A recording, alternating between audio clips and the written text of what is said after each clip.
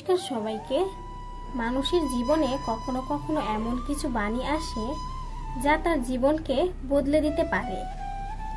আজ আমরা শুনব এক মহান সাধক রামকৃষ্ণ পরমহংসদেবের ৩৩টি অমূল্য বাণী, যা হৃদয়কে আলোকিত করবে এবং আত্মার সঙ্গে যুক্ত করবে। এই বাণীগুলো শুধু ধর্ম নয়, জীবনের প্রতিটি ক্ষেত্রে আমাদের পথ দেখাতে পারে। আসুন সেই পবিত্র বাণীগুলোর গভীরে ডুবে যাই। যতক্ষণ তোমার সঙ্গে বাসনা, ততক্ষণই ভাবনা, আর এই ভাবনাই হলো তোমার দুঃখ, কষ্ট, মোহমায়ার কারণ। জীবনে শান্তি পেতে মনের ময়লাগুলো ধুয়ে ফেলতে হবে। মনে যতক্ষণ কাম, ক্রোধ, লোভের বাস, সেখানেই সর্বনাশ। মনের যেমন বন্ধন আছে, তেমন মনের মুক্তিও আছে। এই সংসারে নয় তুমি ঈশ্বরের প্রেমে নিজের চেতনাকে মুক্ত করবে, নয় তুমি সংসারের বন্ধনে বন্দী হবে। তোমার মনকে ভেদাভেদ শূন্য করতে শিখো, তবে তুমিও যে কোনো কাজের মধ্যেই ভক্তির রস খুঁজে পাবে। ঈশ্বর সর্বত্র বিরাজমান, তবে তার বহিঃপ্রকাশ মানুষের মধ্যে সর্বাধিক। তাই মানুষের মধ্যে থাকা ঈশ্বরকে জেনে সেবা করো এবং মনের ভেদকে দূরে সরাও। তোমার জীবনের লক্ষ্য শুধু অর্থ উপার্জনই নয়, তোমার জীবনের প্রকৃত উদ্দেশ্য পরমেশ্বরের সেবা ও মনের শান্তি লাভ। যে ব্যক্তি কোনো স্বার্থ ছাড়াই অন্যের জন্য কাজ করেন, ঈশ্বর তার সর্বদাই মঙ্গল করে থাকেন।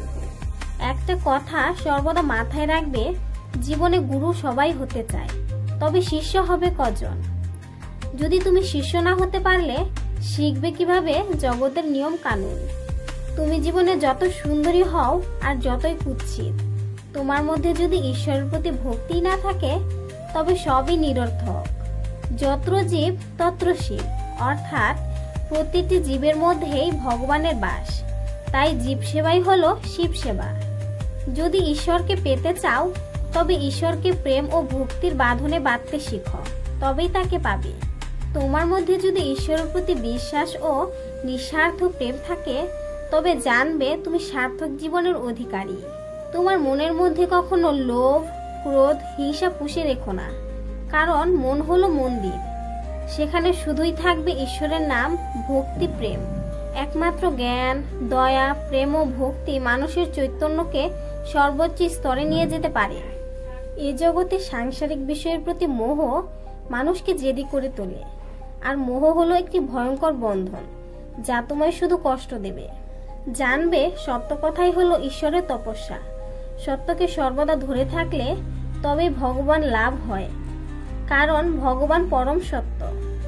যদি তুমি মনের মধ্যে অহংকার, কালো মেঘ পুষে রাখো, তাহলে তুমি কখনো আলোর পথ দেখতে পারবে না।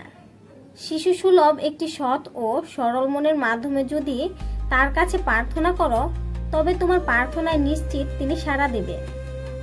জীবনে একটু করে হলেও সাধু সৎসঙ্গ করো, তবেই সঠিক পথে চলতে পারবে।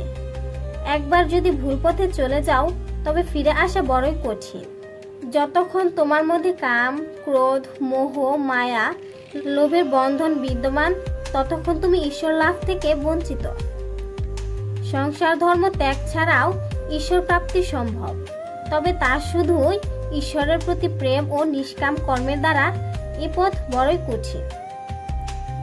যতক্ষণ তোমার সঙ্গে বাসনা, ততক্ষণই ভাবনা, আর এই ভাবনাই হলো দুঃখ, কষ্ট, মোহমায়ার কারণ।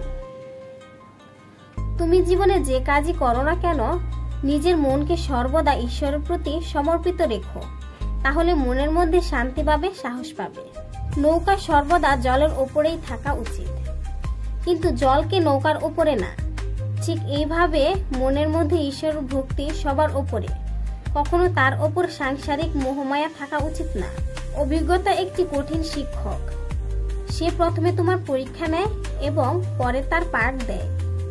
যেমন মুক্ত পেতে হলে ঝিনুকের প্রয়োজন, ঠিক তেমনি পরমেশ্বরকে পেতে হলে সৎকর্ম ও ঈশ্বর ভক্তির প্রয়োজন। যে মানুষ কামিনী কাঞ্চনের মোহে আচ্ছন্ন, সে আর যাই হোক না কেন, সে ঈশ্বরের প্রেম ও পরম আনন্দ থেকে চিরবঞ্চিত। সাংসারিক ভোগ বাসনা কয়েক মুহূর্তের জন্য তোমার আনন্দ এনে দিলেও কোনোদিনই শান্তি ও সন্তুষ্টি এনে দিতে পারবে না। জ্ঞানের আসল অর্থই হলো কাম ও লোভের নানা বন্ধন থেকে মুক্তি। মনকে শান্ত করতে হলে তোমার কাছে যা আছে তার জন্য ঈশ্বরকে মন থেকে ধন্যবাদ জানাও। তার সাথে প্রেমের বন্ধন তৈরি করো। দেখবে মনের অশান্তি কোথাও হারিয়ে গেছে। দেখবে বৃষ্টির জল কোনোদিন উঁচু জায়গায় দাঁড়ায় না, নিচু জায়গায় চলে আসে। ঠিক একইভাবে আত্ম অভিমানের চোর মনে কখনোই শান্তি বিরাজ করতে পারে না। নিজের স্বার্থকে ত্যাগ না করলে ঈশ্বরের কৃপা পাওয়া সম্ভব না। ভিডিওটি ভালো লাগলে বেদান্ত সার ইউটিউব চ্যানেলটি সাবস্ক্রাইব করে আমাদের পাশেই থাকুন। নমস্কার সবাইকে।